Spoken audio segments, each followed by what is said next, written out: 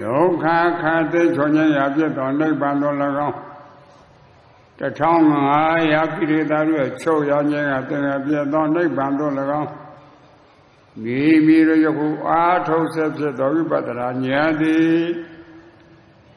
လင်းမြန်စွာမဲ့ဉာဏ်တို့ကျေစုပြုနိဗ္ဗာန်သို့မျက်မှောက်ပြီးတော့နိုင်ကြသည်ဖြစ်စေ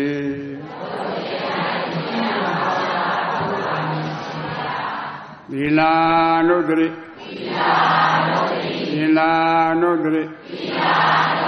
သီလနုတ္တိသန္တာရဝန္တာရုကတော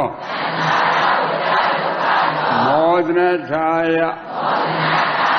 ဟာဗန္တိဣတရဏေနသဟပိစတိလံဓမ္မယသာမိအနုကံကတဝါနန္ဒေတနိဗ္ဗာန်တိဒုတိယပိအာဗန္တိဣတရဏေနသဟပိစတိလံဓမ္မယသာမိအနုကံကတဝါနန္ဒေတနိဗ္ဗာန်တိသတ္တယာပိအာဗန္တိဣတရဏေနသဟပိစတိလံဓမ္မယသာမိအနုကံကတဝါနန္ဒေတနိဗ္ဗာန်တိယမောရံတဝတိထနမောတတ္တဗုဒ္ဓဝါဒောရတောသမ္မာသမ္ဗုဒ္ဓတ္တနမောတတ္တဗုဒ္ဓဝါဒောရတောသမ္မာသမ္ဗုဒ္ဓတ္တနမောတတ္တ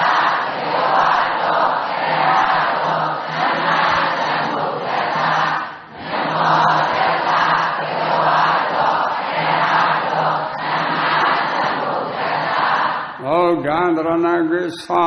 မိဓမ္မံတရဏဂိသာမိသံဃံတရဏဂိသာမိ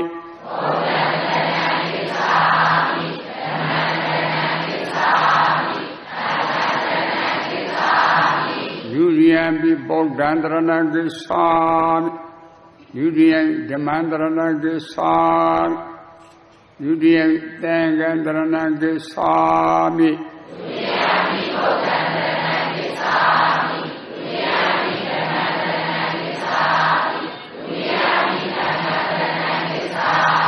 တတိယံပိဗုဒ္ဓံတရဏဂိသာမိတတိယံဓမ္မံတရဏဂိသာမိတတိယံသံဃံတရဏဂိသာမိတတိယံပိဗုဒ္ဓံတရဏဂိသာမိတတိယံဓမ္မံတရဏဂိသာမိတတိယံသံဃံတရဏဂိသာမိတိတရဏဂမနာပရိပုဏ္ဏပါဏာတိပါဒဝေရမိသေခာပံသမာတိယာမိ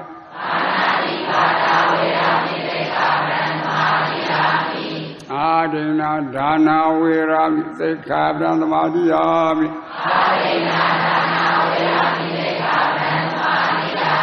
ကာန္တုမစ္ဆာစာရာဝေရမိသေခာပံသမာတိယာမိ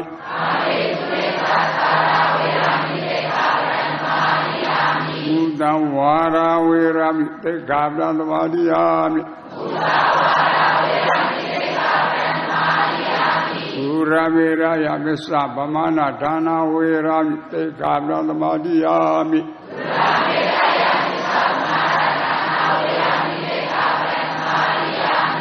ဤဝိတံသသမနောပိသေခာပရဟံဟံဗျာတပိတောတိဤဝိတံမိမိအသက်ကိုသသမနောပိစွန့်ရညာတော်လေးသေခာပဒံဤသေခာဘုဒ္ဓမြတ်ကို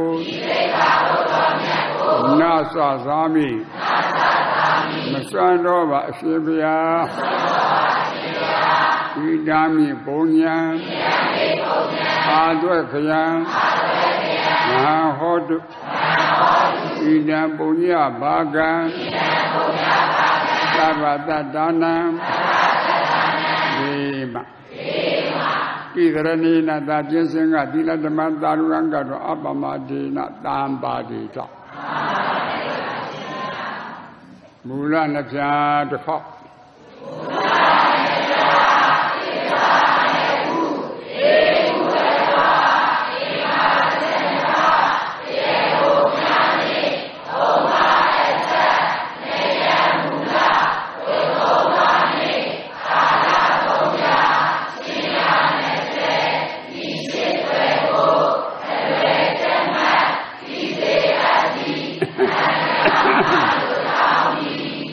Namo Tassa Bhagavato Arahato Samma Sambuddhassa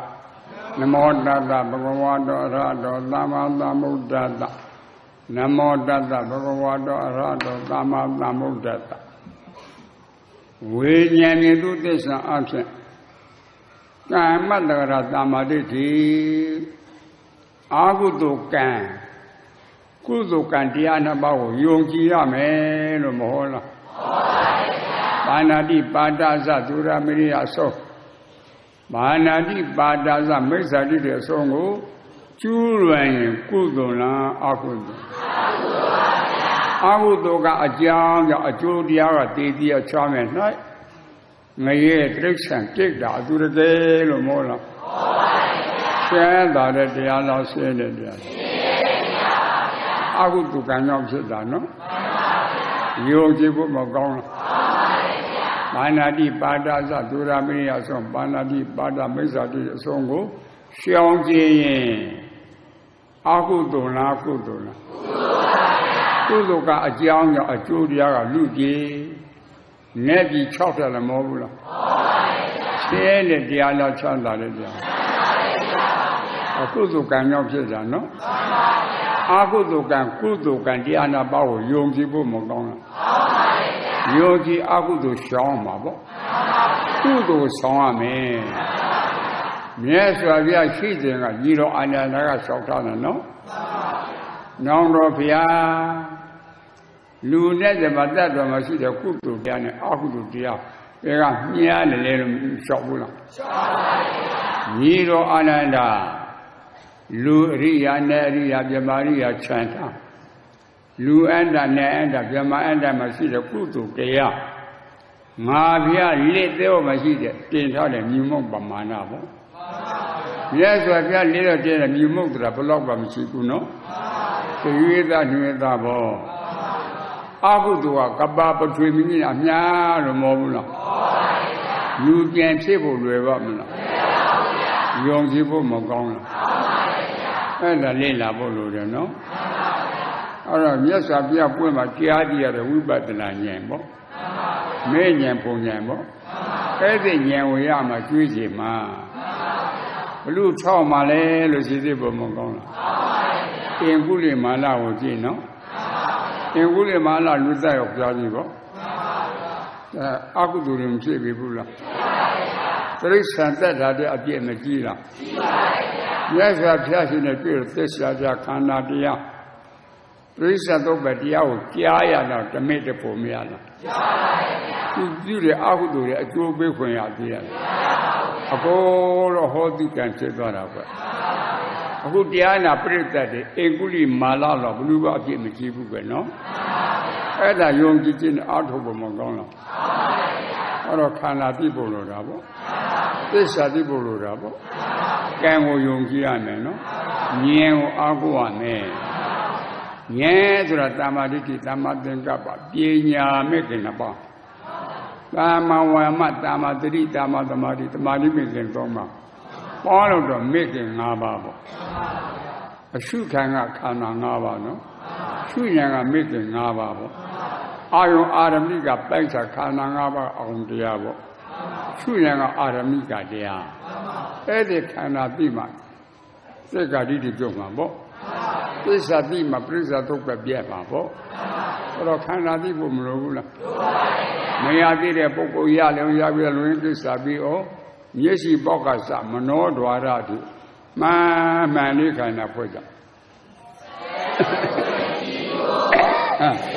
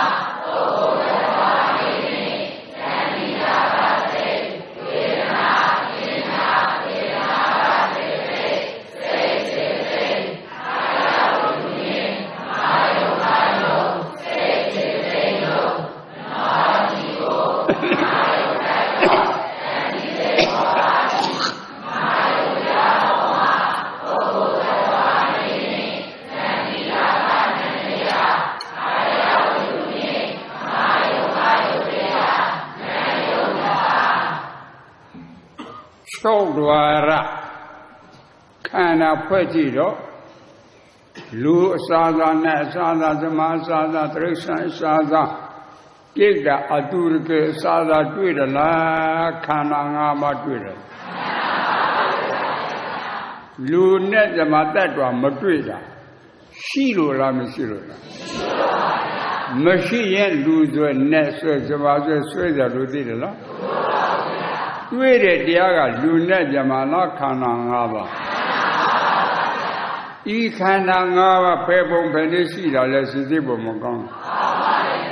ညိုပဲခန္ဓာဖယ်သဘောရှိတယ်လေ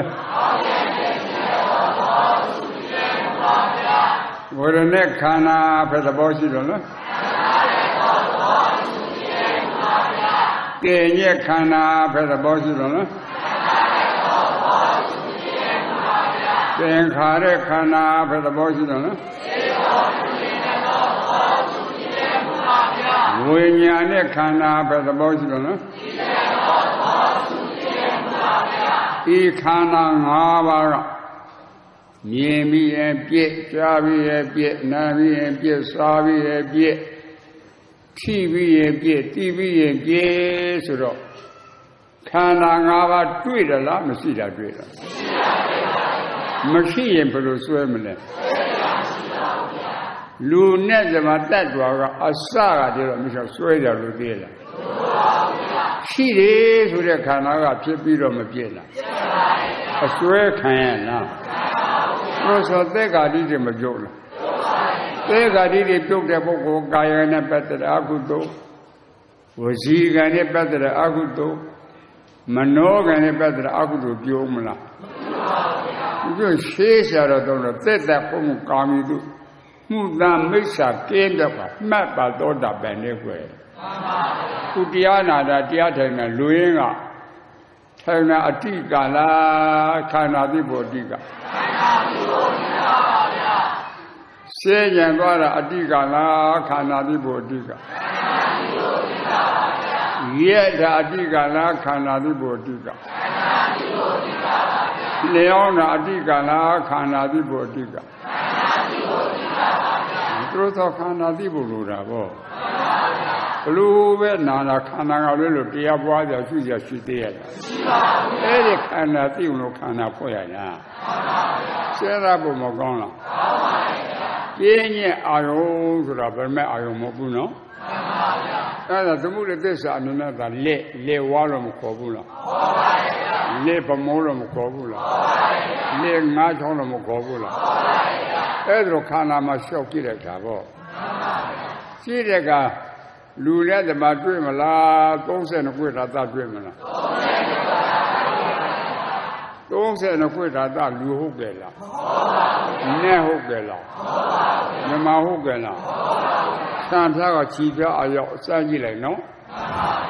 ဘယ်ထက်ဒီလဲစမ်းကြည့်လိုက်နော်ဦးသိဦးမတဲ့အသက်နှလုံးကြောက်ကတည်းတွေ့မှာပေါ့လူတွေ့ရလားအားရလို့မတွေ့တာလဲအဲ့ဒါယုံကြည်ဖို့လို့တာမရှိရင်လူအနေနဲ့ဆွဲကြလို့သိရလားခန္ဓာဖွဲ့ဆိုတော့တရားအလုံးလုံးထားခွက်ဆွဲတာမကောင်းလားအားလုံးလည်းညံအလုပ်ပေါ့အဲ့လိုစိသိဖို့လို့တယ်နော်အထိတိမိမိသဘောပေါက်ဖို့လို့တယ်အဲ့ဒါလူရဲ့ချက်တည်းလုံးသွင်းမှားတာပေပေါ်မှာလည်းစိသိဖို့မကောင်းလားအဲ့ဒီခန္ဓာပေါ်မှာနှုံးသွင်းမှားတာပြင်းညအာယုံပရမတ်အာယုံပေါ့မှန်ရင်ပရမတ်အာယုံပေါ့မှားရင်ပြင်းညအာယုံပေါ့အဲ့လိုစိစိပေါ်မကောင်းလားအဲ့တော့ခန္ဓာဖွဲ့ဆိုတော့တရားအလုံးကိုလို့တာဦးထေနာကခြိလေးငါ32ခွေသာသာတွေ့တာကခန္ဓာပဲတွေ့တယ်အဲ့လိုလေ့လာဖို့မကောင်းလားစဉ်းစားနော်ထိတိမိမိသဘောပေါက်ဖို့လိုတယ်မကြွသူကြားဘူးထမှန်ပေါ့ရှိတယ်ကဝိကနေပြီးတော့မြတ်စွာသားတော်ရဟုလားပထဝီဓာတ်တစ်လုံးနဲ့သောတာပန်သရဂနာကယံကိစ္စပြီးတာမထင်ရှားဘူးလားပထဝီဓာတ်တုံးကိုရဟုလားအနိစ္စတော့ဇာနာတော့ပတ္တန်တော့အာတဝါနဲ့ခယောဟောတိနေတိကေစီဥဒ္ဒိနိကရေတိဟောတာမိရှင်းသားရဟုလားပထဝီဓာတ်တစ်လုံးပိုင်နိုင်လေလာလို့ ပထဝီဓာတ်ကမမြဲခြင်းကိုသေချာငါနာနေရကြပြီးနောက်ထပ်တရားထုတ်ကြမလို့ဘူးလို့မဟုတ်ဘူးလားဟုတ်ပါဘူးအဲ့ဒါပရိညာသုံးပါးနဲ့သိမယ်ဆိုတော့သောတာပန်သရဂံအနာဂံရဟန္တာပေါ့အဲ့လိုလေ့လာဖို့မလို့လားအဲ့ဒါတွင်ဖြစ်တယ်ပေါ့ဖြည်းဖြည်းမဲ့သဘောပေါက်ဖို့လို့နော်ပထဝီဓာတ်လုံးပြီးကြံတဲ့တက်တဲ့အကုန်လုံးပါတာပေါ့မိုးဆရာတော်ဘုရားကြီးဘလို့ဥမာပေးတာလဲစစ်စစ်ပေါ်မကောင်းဘူးဆက်နှမျိုးဟင်းချိုလို့ဥမာပေးပြီးတော့မဟုတ်ဘူးလားတောက်ကြည့်တော့ကစားငံနေလို့မပြောလားတမျိုးတည်းထင်ရှားတယ်နော်ကြံတဲ့ရတယ်မထင်ရှားဘူးပေါ့မထင်ရှား냐တော့ငုတ်ပြီးတော့မပါဘူးလားကုန်ပါတယ်ငုတ်ပါတာဘလို့သိတယ်လဲစစ်စစ်ပေါ်မကောင်းလားငံနာကမပြထိုင်ဘူးလားအဲ့ဒါကြီးမပါဘူးဆိုငံလို့သိနိုင်ပါမလားသူနဲ့သဟဇာတဖြစ်တာဒီကွယ်အဲ့လိုအတိတ်ကိုနားလည်ဖို့လိုတာစဉ်းစားဖို့မကောင်းလားဝိနည်းခန္ဓာသိကြံတဲ့ခန္ဓာနဲ့အကုန်သိတာပေါ့အလွင်းချက်တယ်နော်အဲ့တော့တရားထိုင်တယ်တရားတယ်လို့ဆိုတာကစဉ်းစားပေါ့မိခန္ဓာကပြက်လာကိုသိအောင်လို့လေ့လာတာသစ္စာသိဖို့လိုတယ်နော်သစ္စာတော့ပတိဖို့လိုတယ်နော်အဲ့ဒါသိမှသစ္စာတယ်မရသေးတဲ့ပုဂ္ဂိုလ်ရလျော်ရပြီးတော့လို့သစ္စာပြီးအောင်သစ္စာဖွဲ့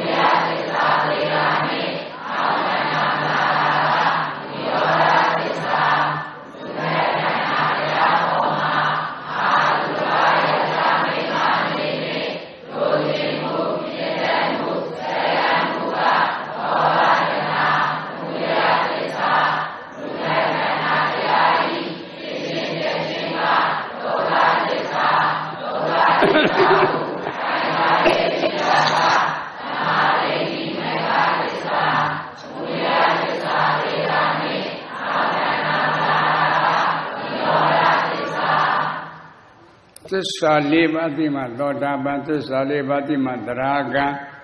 သစ္စာလေးပါးသိမှအနာဂံသစ္စာလေးပါးသိမှယန္တာသစ္စာလေးပါးမသိသောတာပန်ဖြစ်ပါမလားဖြစ်ပါဘူးဗျာသောတာပန်မဖြစ်ဘုရားယန္တာဖြစ်ပါမလားဖြစ်ပါဘူးဗျာသောတာပန်ကစတယ်နော်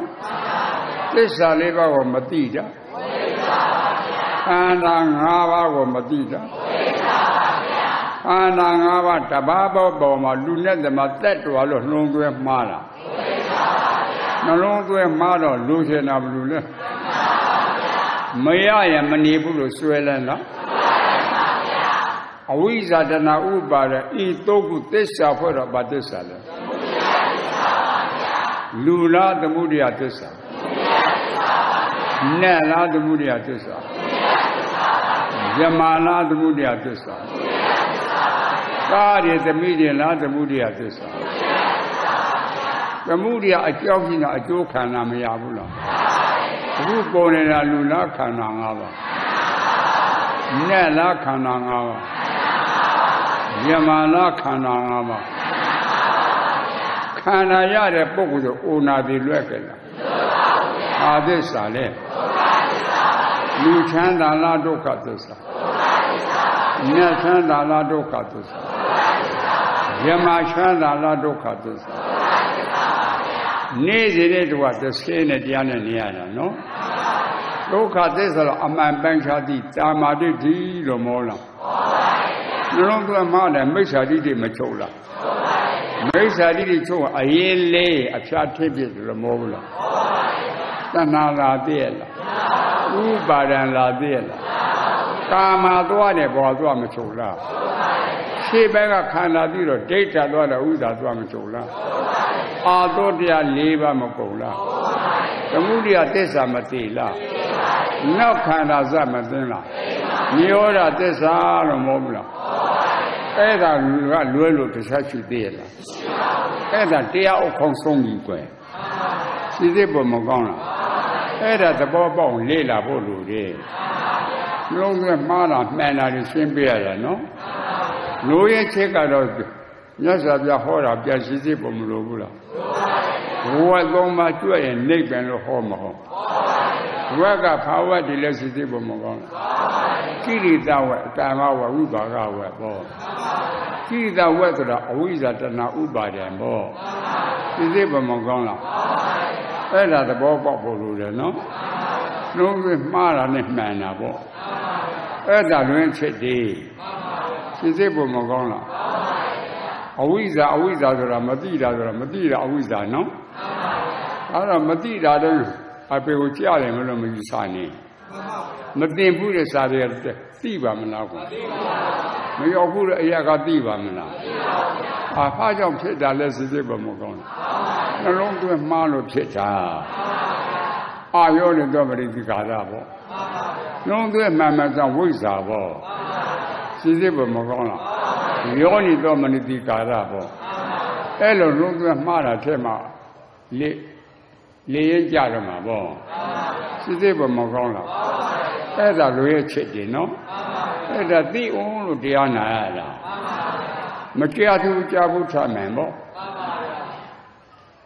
Shiga amused me and you down here.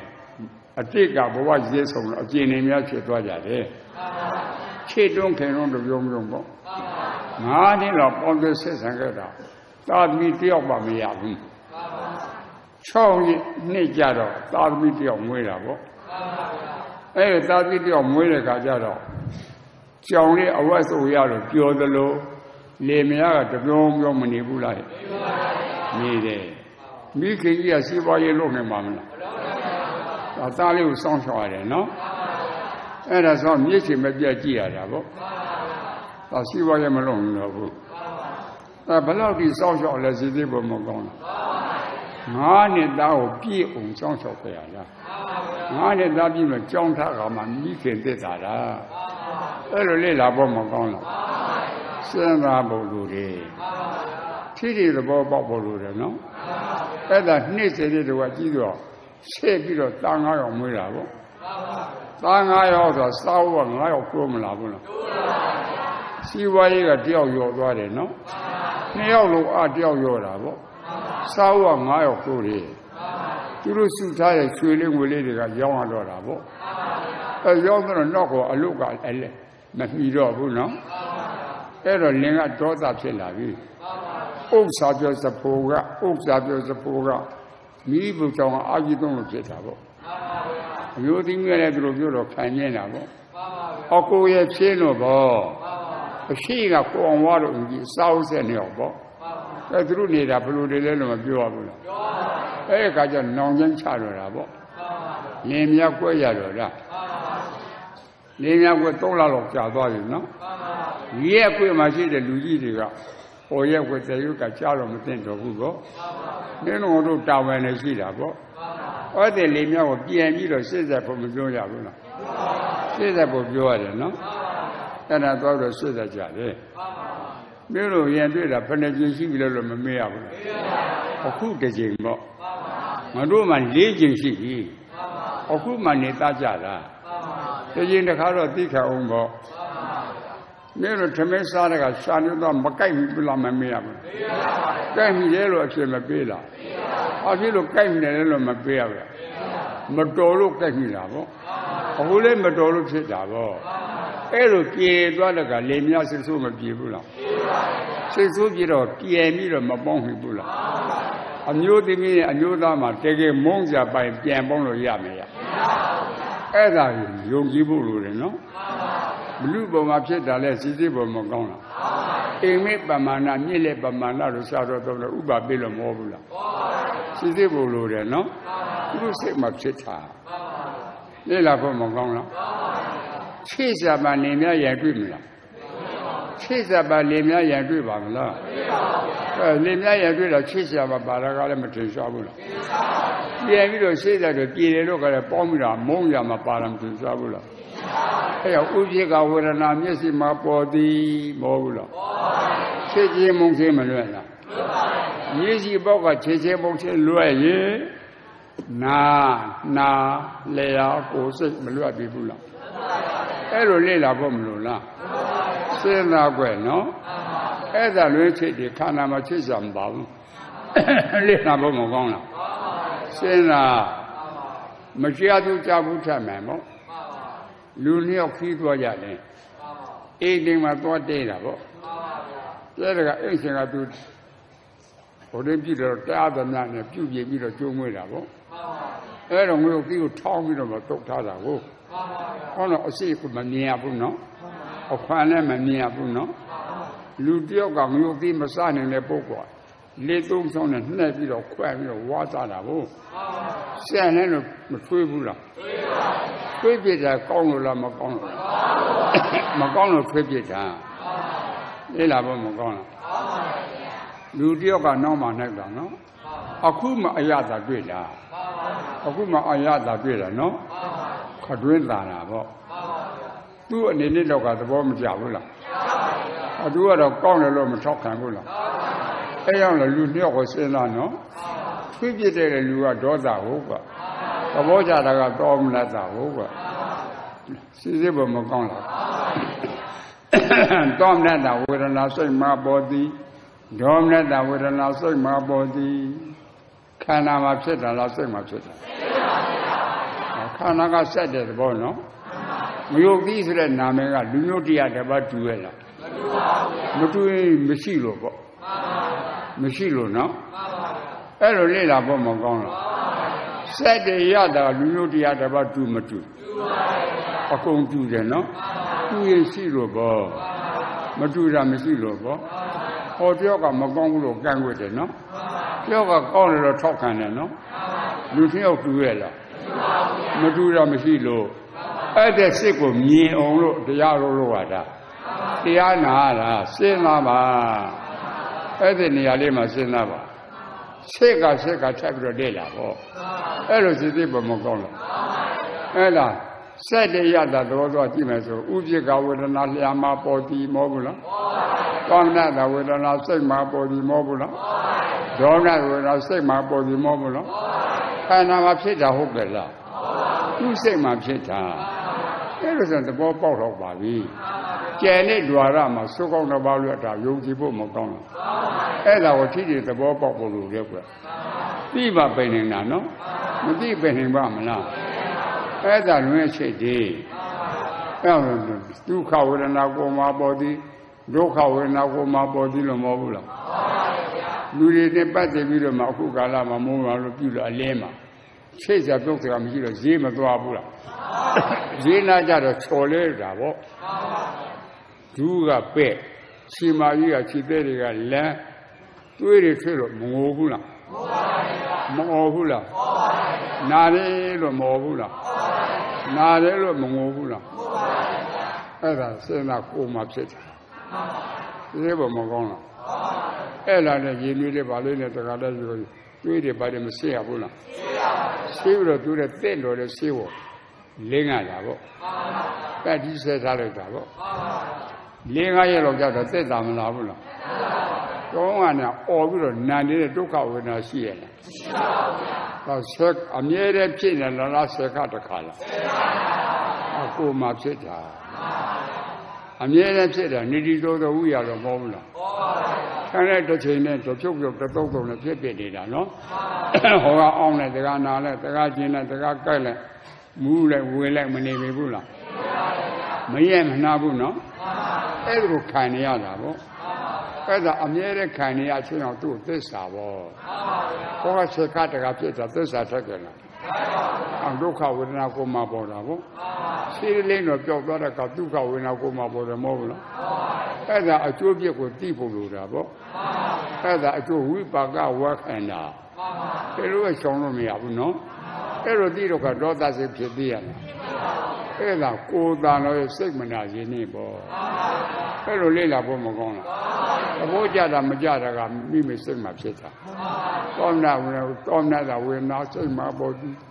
ဒေါမနတာဝေဒနာစိတ်မှာပေါ်ပြီးမဟုတ်ဘူးလားဥစ္စေကဝေဒနာကမျက်စိမှာပေါ်တယ်နားမှာပေါ်တယ်နှာမှာပေါ်တယ်လျှာမှာပေါ်တယ်လည်းမဟုတ်ဘူးလားအဲ့ဒါသိဦးလို့ခန္ဓာဖွဲ့ရတာအဲ့လိုအကျိုးပြည့်သိတဲ့ကတော့လောဘဖြစ်ခွင့်ရပါမလား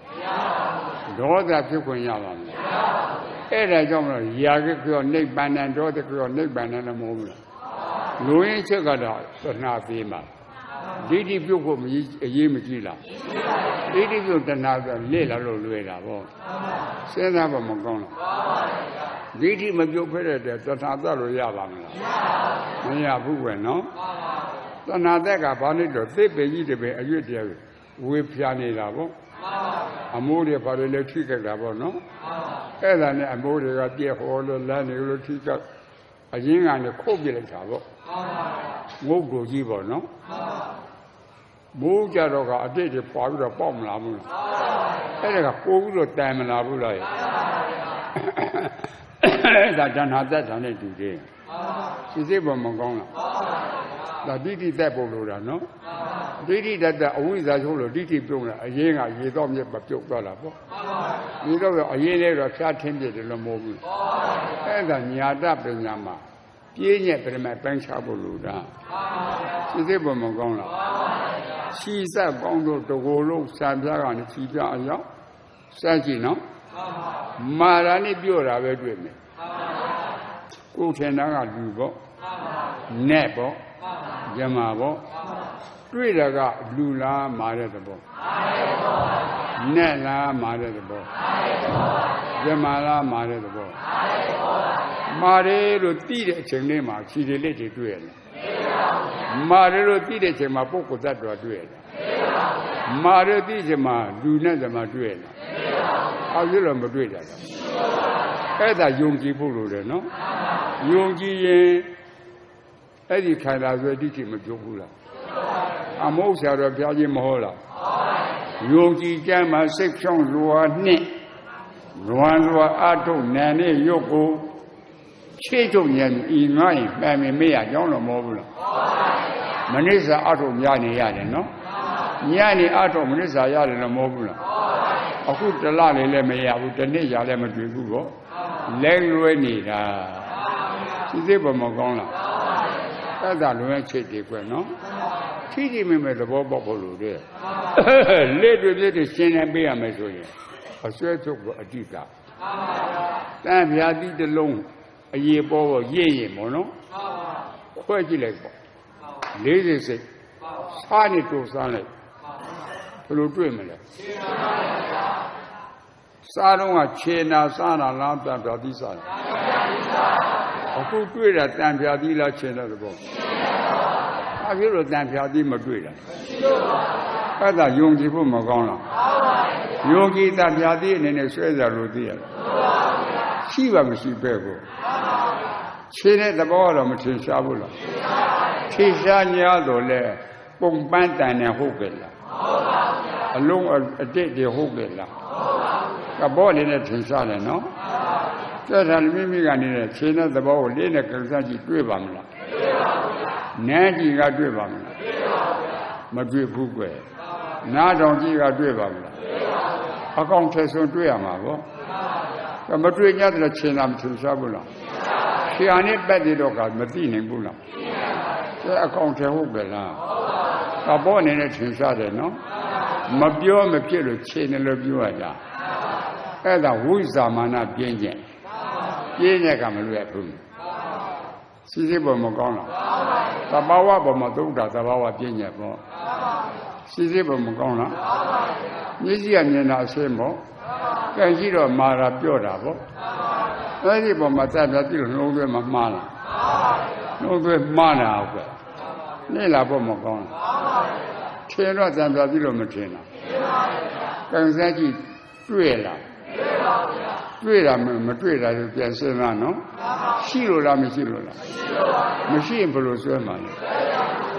အဲ့ဒါလွင်စေပေါ့မရှိရတယ်လေမြတ်စွာဘုရားဝိညာဉ်သူသစ္စာအနေနဲ့လူစာသာနဲ့အစာသာဓမ္မစာသာတိရစ္ဆာန်စာသာပြည့်တာအတူတူပဲစာသာမသမုတ်ဘူးလား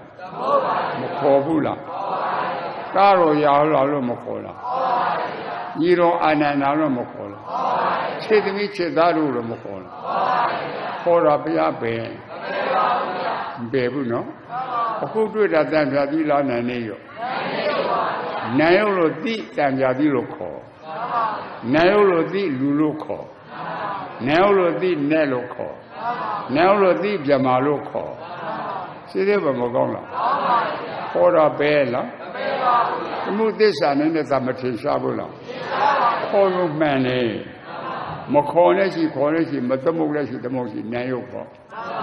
ဘယ်ပုံရှိတာလဲစိသေးဘာမကောင်းလားအနိစ္စဒုက္ခအနတ္တနည်းနည်းရှိတာပေါ့အဲ့လိုလေ့လာဖို့မကောင်းဘူးဆွဲရလို့သိရလားအဲ့ဒါသိဖို့လိုတယ်နော်အဲ့ကြောင့်တော့မိမိကနေပြီးတော့ပြန်ကြည့်တာမကြားဘူးကြားဘူးတတ်တယ်ရှေးကလေများနှစ်ယောက်ပေါ့သားလေးတစ်ယောက်တစ်နှစ်နဲ့6လအရွယ်မှာဖခင်နဲ့တည်ဆုံးသွားတယ်တစ်နှစ်6လဆိုအဖေကအမေမသိပြီနော်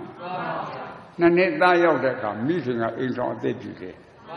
အိမ်ဆောင်သိပြီတော့ကသားကိုနောက်အိမ်ဆောင်ကိုအဖေလို့ခေါ်တော့မတင်ဘူးလားသားကအဖေလို့မခေါ်လားခေါ်တယ်နော်သူ့ဖေဟုတ်ကြလားသူ့ဖေမဟုတ်ဘူးလို့မသိဘူးလားသိတယ်လားသိရဖေနဲ့ဆွဲအောင်မလားအေးပါမဟုတ်ပဲကိုအခုလည်းလူလို့တော့မထင်ဘူးလားတွေ့တာကလူလားနိုင်နေရောအနေပွဲတွေ့တယ်နော်အားကြီးတော့လူမတွေ့တာလေမရှိဆွဲကြလို့သိရတယ်လူလို့တော့မခေါ်ဘူးလားနဲ့တော့မခေါ်တာဇမားလို့မခေါ်တာကားတွေသမီးတွေလို့မခေါ်တာဆွဲလားအတုသစ္စာကလည်းမမှန်ဘူးလားပြန်လေပရမတ္တသစ္စာလည်းရုပ်ကမမှန်ဘူးလားပေပုံဖယ်လို့ရှိတာလည်းလေ့လာဖို့မကောင်းရူပတိရူပံဖောက်ပြန်ပြီးတော့မပြည့်လားသိပြီးတော့မပြည့်လားဖြစ်ဖြစ်ကလို့ဘာများတွေ့သေးလဲအဲ့လိုလေ့လာဖို့မကောင်းလားအဲ့ဒီအပြစ်ကိုသိဖို့လိုတာအနိစ္စကိုမြင်မှစိတ်ချတယ်မဟုတ်ဘူးလားအနိစ္စမမြဲခြင်းတရားဒီချမ်းသာတဲ့တရားလားဆင်းရဲဆင်းရဲတရားကိုဒုက္ခလို့ခေါ်မလားဒုက္ခဒီဒုက္ခတရားကိုပိုင်သူရှိရလားလက်တော်အလိုတို့လက်ကလားအကျက်ကိုပါရလားအနတ္တတော့မဟုတ်ဘူးလား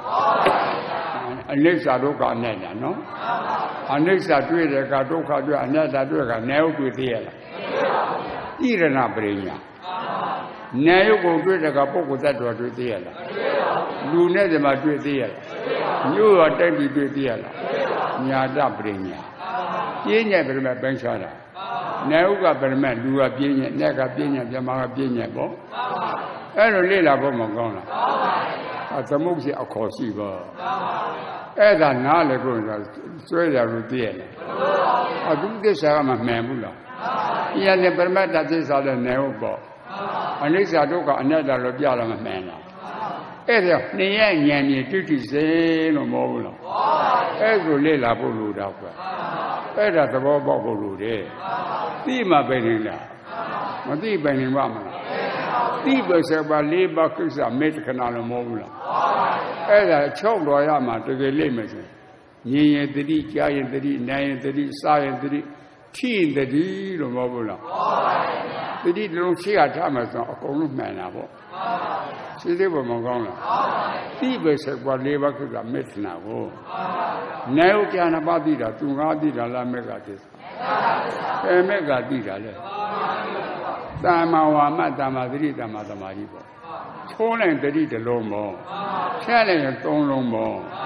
အဲ့လိုလေ့လာဖို့မကောင်းလားအဲ့လိုရင်းချက်တယ်နော်နာယုတွေ့တဲ့အချိန်လေးမှာကဲသူတွေကလည်းတွေ့သေးရလားပုဂ္ဂိုလ်တ attva တွေ့သေးရလားအဲဒီလိုမတွေ့ရလားအဲ့ဒါတည်ကနိရောဓပေါ့အပြီးပြတ်တော့မပယ်နိုင်သေးဘူးနော်ဆက်ပြီးတော့ကြိုးစားဖို့လိုတာပေါ့အတိနာပရိညာနော်အနိစ္စဒုက္ခအနတ္တတွေ့နေအဲ့ဒီသုံးခုစွလိုက်တော့ဖြစ်ပြီပေါ့လေ့လာဖို့မကောင်းလားအသစ္စာလေချဲ့တာတဲ့တရားတော်ရှင်းနေတယ်ရှင်းတယ်လို့အမှန်ပြတာရတာဘုရားဉာဏ်ပေါ့အမှန်ပြသွားပြီနော်ဒုတိယစိတ်ကြိုးစားကြည့်ဖြစ်ဖြစ်တွေ့မှာပေါ့ဖြစ်ဖြစ်ပဲမတွေ့လားဒုတိယကျတော့အသိဉာဏ်ကရင့်လာပြီနော်လောကကြီးကိုပြေမုံကြီးဝင်လာပြီအပြောဆိုအနေထိုင်တဲ့ခါတွင်းနဲ့တူရလားတမှုထူးခြားပြီးတော့မနေလားသိမှွင့်လာတော့တာနော်နိဗ္ဗာန်ဉာဏ်ပေါ့ကတတိယစိတ်ကြိုးစားကြည့်ဖြစ်ဖြစ်ပဲမတွေ့လားရှိစကောင်းဆုံးတကူလုံးရှားရင်သာဒုက္ခတဲ့တရားအဖြတ်တစ်ထောက်ကများတွေ့ရလားအဖြတ်တစ်ထောက်ဒုက္ခမတွေ့တာရှိလို့လားမရှိလို့မရှိဒုက္ခအတီးလို့မပန်းချလားပိုင်းချလိုက်ရင်သမ္မာဝါစာသမ္မာကမ္မန္တသမ္မာသုဝသီလမေခင်သုံးပါးဝင်လာအဲ့တဲ့သီလမေခင်တရားရဲ့အစီအနှစ်တွေပေါ့အဲ့တော့ဒီအနှစ်သာရပြည့်တယ်စဉ်းစားဖို့မကောင်းဘူးလူတယောက်အရှိပွဲအကျိုးနည်းလောက်ပြောကြည့်နော်အပြောခံတဲ့လူကအဲ့ဒီတရားသိတဲ့ပုဂ္ဂိုလ်ပေါ့ပြန်ပြီးတော့တုံ့ပြန်မယ်လို့စိတ်ကူးထည့်ရတယ်အာလွန်ရှာလွန်ကပြောသေးတယ်ရှီလွန်လေးလွန်ကလုပ်သေးတယ်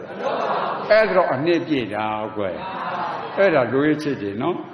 ဒုက္ခသစ္စာပိုင်းခြားဖို့သမုတ်စေရသီလကိုယ်ကိုတက်တော်နဲ့ပိုင်းခြားရှောင်ကျင်တာကတမာရဏသံပတ္တသီလသူစိတ်ဆံနေသူသုံးရတာအဲ့ဒါလို့နားလည်းတော့မလို့ဘူးလားအဲ့ဒါမှနှဲ့ဉာဏ်ကြီးတိတိစင်နာဤနေရာရောက်ကြိုးစားအထောက်ပေါ့ကဲခိစေခန္ဓာကဖြစ်ဖြစ်ဗသစ္စာတိတာကတိတာကနောက်ခန္ဓာမလားသစ္စာတော့အကွက်ဘယ်နှကွက်ရှိသဝိနဲ့ဘယ်နှပါငါလေးလီဒီရှစ်သွဲကို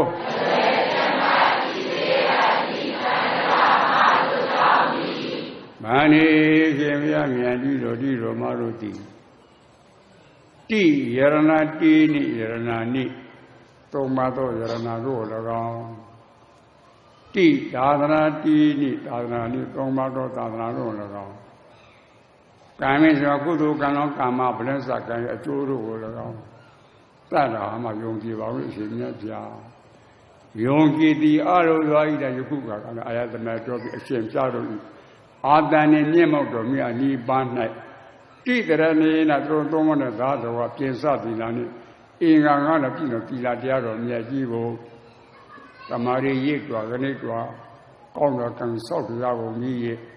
ကတ္တာနဲ့ပြည့်လာဒါပဲပြည့်လွယ်ဝတ္ထုနိစာသင်္ကန်းအစရှိသောလူဝုတို့စုတို့ကိုသာသနာသာတော်လူကြီးထောက်ရတရားဖြစ်စေခြင်းက၎င်းသာသနာသာတော်ရဲ့ပြည့်ပွားခြင်းချွတ်ကျုံးကဖျားကြည့်တော့ဒီမှာတရားဆွေးနာစိတ်ကကြည့်တဲ့သူတန်းပါပူဇေးမှာကတ်လို့ပူဇော်ပါရဲ့ရှင်ဘုရားတေနာပုံကြီးနာကုသိုလ်ပေါက်ဒီဘောတို့ကတဲ့အင်းညံ့မှာမြတ်ဒီပန်းကိုပဲပေါ်မှာလင်းနေမကြရောက်ကြရောက်လို့ရှင်မြတ်ဘုရားတာဝကာလံထုံးကြတော့ဓမ္မတန်တိကြတင်အောင်တရားပေါင်းဇာနာမယနေ့ကစနေပဲဘဝမှာတိညာလို့ရှင်မြတ်ဘုရားဤသူကြီးကမြက်ပုံမြတ်ဝ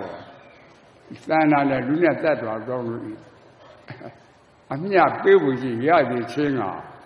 အလုံးတတ်တော်အပေါင်းတို့ကိုကြည်စုပြုပြီးတော့မှမဟောမပြောရဘူးလားပြောရတယ်နော်哎呀，巴蒂亚嘛，也都讲伢背帮的，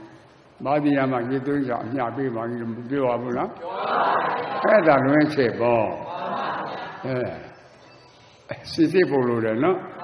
俺这些比较别的地方都是一买的，现在过去路的，再把咱那是那地的，把咱那是那地土地啊摘，咱买咱那不是破包个我，我那为的大家呢，我记住出去嘛老多，马家比住那啥每天拍开那阿拉讲，阿是的呀那下他妈都阿拉讲，一马咱不是咱那啥地啊那就叫做叫那不是叫做阿拉讲。爷爷的那这些没有阿拉讲，爷的那也嘛没有阿拉讲，古上呢、印上呢、江上呢、这马用上呢，不么说呢、有个说呢、阿拉的说呢，招上呢、张上呢、软上呢、牛上呢、大的那个上呢，是都老个把了，难民嘛啥的，都是都建立下很多，为你呀都给他，那都要帮助啊。巴蒂亚嘛，耶稣都讲伢背帮我，阿弥陀佛弄的，伊嘛伢那也家巴蒂的，都可以的，过生的，天天的是样工的，目的的，背地毛了，玩到个是关注天家巴蒂的，人家过去的过度的破巴嘎个，路那的嘛再多帮了钱的这种啊，过度啊伢背回家吧就。